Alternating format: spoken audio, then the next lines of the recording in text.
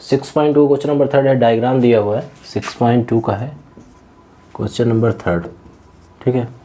इसमें हमें ये डायग्राम बना हुआ है, डायग्राम में गिवन क्या है कि जो एस टी है, ये जो एस टी है वो पैरेलल है किसके, पी क्यू के, ठीक है। एस टी जो है वो पी क्यू के पैरेलल है, पी क्यू और एस टी पैरेलल है, ठीक है। और ये एंगल दिया हुआ है, angle P Q R equal to 110 degree दिया है, और angle T S R equal to दिया है 130 डिग्री। हमें ये बीच का एंगल फाइंड करना है। तो इसके लिए सबसे पहले हम क्या करते हैं, ड्रा करते हैं। क्या ड्रा करते हैं, एक लाइन ड्रा करते हैं R S, A B line एक ड्रा करते हैं, ठीक है। जो एक ए बी लाइन ड्रा करते हैं जो पॉइंट आर से होकर गुजरती है और जो एस टी के पैरेलल है, ठीक है। ये जो लाइन ए बी है वो किसके पैरेलल है, एस टी के पैरेलल। मतलब एस टी जो लाइन है उसके पैरेलल हमने ए बी एक लाइन खींची थी। अब एस टी के पैरेलल है तो पी क्यू के भी क्या होगी, पैरेलल होगी। तो लाइन जो ए बी है वो पी क्यू के भी पैरेलल होगी, ठीक है। और जब पैरेलल लाइन हो गई तो ये एक ट्रांसवर्जन लाइन हो जाएगी और ये भी एक ट्रांसवर्जन लाइन है। और जब ट्रांसवर्जन लाइन होती है तो उसमें अल्टरनेट इंटीरियर एंगल इक्वल होता है, ठीक है। तो ये जो होगा अल्टरनेट इंटीरियर एंगल इक्वल होगा, मतलब इसकी वैल्यू भी 130 होगी, ठीक है। या तो एक और काम कर लेते हैं, इसको भी हम बढ़ा लेते हैं, ठीक है। पी क्यू जो लाइन है, पी क्यू जो लाइन है उसको हमने बढ़ा दिया है कहाँ तक, एक्स तक। पी क्यू जो लाइन है उसको एक्स तक बढ़ा दिया गया है, ठीक है। तो अब यहाँ पे हमें फाइंड क्या करना था, सबसे पहले देखते ही हैं कि फाइंड क्या करना था। तो हमें फाइंड करना है angle Q R S, angle Q R S हमें फाइंड करना है, ठीक है। देखिए इसको भी हम नाम लेते हैं एक्स, ये हमने इसको एक्स, तो इसको वाई और इसको एक्स नाम दे देते हैं, ठीक है। अब देखिए, तो ये जब दोनों लाइन पैरेलल है तो इन दोनों लाइनों का सम, या तो ये लाइन पैरेलल है तो ये एंगल और ये वाला एंगल, ये एंगल आपस में क्या हो जाएंगे, alternate angle, alternate interior angle कहलाएंगे। तो इसकी वैल्यू क्या है, 130 है, तो इसकी वैल्यू क्या हो जाएगी, 130, ठीक है। तो यहाँ से क्या हो जाएगा, देखिए जो एंगल टी एस एक्स या तो टी एस आर जो था बराबर होगा कि किसके, एंगल एस एक्स क्यू के, क्यों होगा इक्वल टू 130 डिग्री। ऐसा क्यों होगा, क्योंकि ये क्या है, अल्टरनेट इंटीरियर एंगल है, और अल्टरनेट इंटीरियर एंगल आपस में इक्वल होते हैं, इसीलिए ये वाला एंगल और ये वाला एंगल बराबर होगा। अब एस आर एक स्ट्रेट लाइन है, एस और आर जो है वो एक स्ट्रेट लाइन है, तो ये एंगल और ये एंगल, इन दोनों का सम क्या होगा, 180 होगा, ठीक है। तो यहाँ से angle S X Q plus angle R X Q बराबर होगा 180। क्यों, क्योंकि सेम किसी भी एक स्ट्रेट लाइन में, किसी भी एक स्ट्रेट लाइन का जो एंगल होता है वो 180 डिग्री का होता है, ठीक है।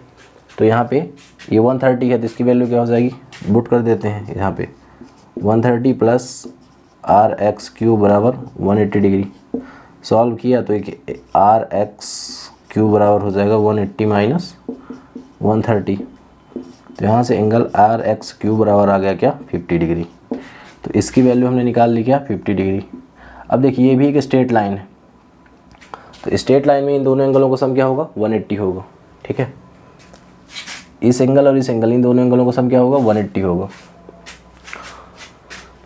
तो ये 110 है तो ये 17 हो जाएगा। कैसे, देखिए angle P Q are plus angle X Q R बराबर हो जाएगा क्या, 180 डिग्री, इन दोनों एंगलों का सम। इसकी वैल्यू 110 है plus angle X Q R बराबर हो जाएगा 180 डिग्री। तो यहाँ से angle X Q R equal to 180 degree minus 110, तो यहाँ से क्या निकला, 17 डिग्री। तो एक्स क्यू आर की वैल्यू क्या हो गई, 17 डिग्री, इसकी वैल्यू क्या आ गई, 17 डिग्री, ठीक है। अब देखिए क्या है, ये जो हमारा एक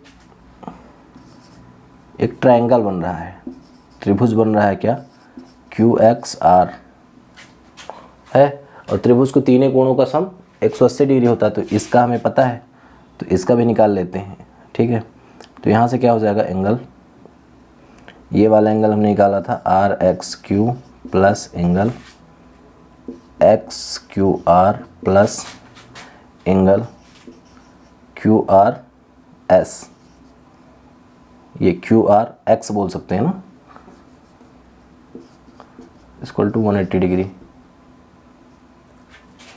ठीक है, अब यहाँ से देखिए ये 180 डिग्री हो गया। इन दोनों की वैल्यू हमें पता है, एक की वैल्यू 70 है और एक की वैल्यू 50 है, और थर्ड वाला एंगल क्या हो जाएगा, ये एंगल QRX बराबर 180 डिग्री। ये दोनों प्लस होकर उधर जाके माइनस हो जाएंगे, तो QRX इक्वल टू 180 माइनस 120, तो एंगल QRX की वैल्यू क्या आ जाएगी, 60 डिग्री। ठीक है, और एंगल जो ये QRX है ये बराबर है किसके, ये वाला एंगल QRS की, तो ये भी क्या हो जाएगा, 60 डिग्री। तो यहाँ से हमारा एंगल QRS इक्वल टू क्या आ गया, 60 डिग्री। ठीक है, एक बार फिर से देख लेते हैं, डायग्राम दिया हुआ था, डायग्राम क्या दिया है, ये लाइन दी थी, ये लाइन दी थी। ठीक है, एंगल ST जो है वो PQ, या PQ जो लाइन है वो ST के पैरेलल थी, ये दोनों एंगल दिए हुए थे। ठीक है, हमने ड्रा किया कि क्या AB एक लाइन दी, एक ये AB एक लाइन ड्रा की जो कि ST के पैरेलल है। अब ST के पैरेलल है तो PQ के भी पैरेलल होगी, क्यों, क्योंकि ST और PQ आपस में पहले से ही पैरेलल थे। उसके बाद देखिए ये वाला एंगल और ये वाला एंगल, ये दोनों क्या हम कहलाएंगे, अल्टरनेट इंटीरियर एंगल कहलाएंगे। तो ये 130 है तो ये भी 130 होगा। ठीक है, अब ये जो लाइन एक RS जो लाइन है ये एक स्ट्रेट लाइन है, और स्ट्रेट लाइन में दोनों एंगलों को जितने भी एंगल बनते हैं उनका सब 180 होता है, इसीलिए ये वाले एंगल और ये वाले एंगल इन दोनों का सम क्या होगा, 180।